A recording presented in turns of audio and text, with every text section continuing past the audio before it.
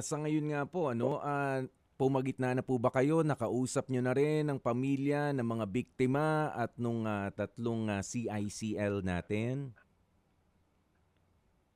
Yes, yes, Arnold, nagkaroon tayo pag-unayan sa eskwelahan. Mhm. Sa principal, nagtungo rin siya nung following day, yung mga magulang naman.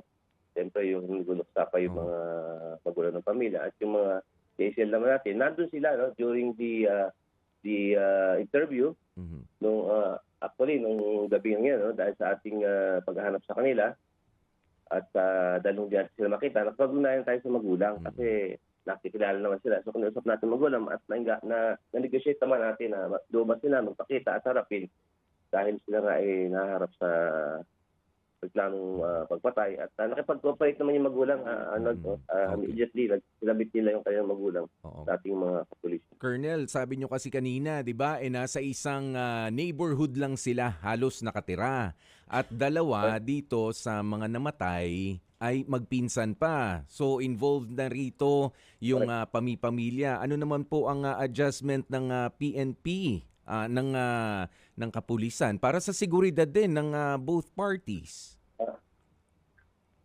Ah, tama, no, although na ibang barangay naman sila, Arnold, Hmm. pero nga yung adjustment natin to, so for the eskwelahan siguro next school year, siguro mag-focus din kami na deployment during dismissal, para kasi during that time, actually, meron naman tayong barangay, Mm.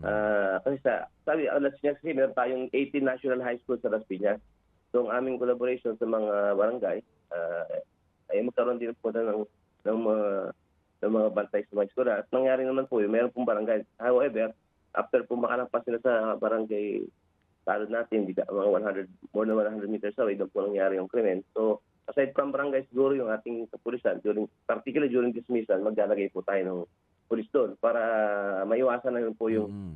similar incident. At doon sa mga magulang naman, siguro, dahil magpisan nga yung dalawang biktima, Oo. kasi magka-body sila eh.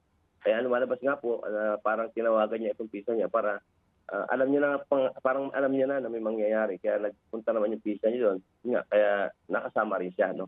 At Hmm. naman sa mga CACL natin, nakita natin na isang barangay sila, isang street lang.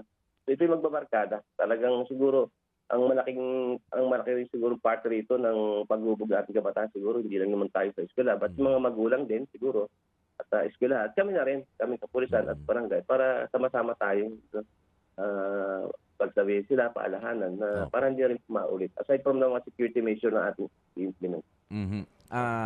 Huli na lang po ang sabi niyo kanina wala namang mga record itong mga kabataan na 'to sa eskuwelahan nila. Pero kumusta naman po sa barangay? Wala naman po ba silang mga kaguluhan na sinimulan, mga record nitong mga bata?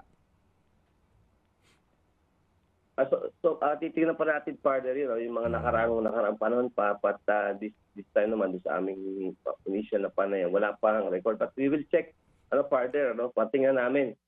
Kasi yun nga, mga ages 14 nga, 14, 15, 16 yung ating CSL. Titingnan natin at pati na rin po yung mga biktima. At lalaliman pa natin para makita natin kung ano talaga yung problema. Ano?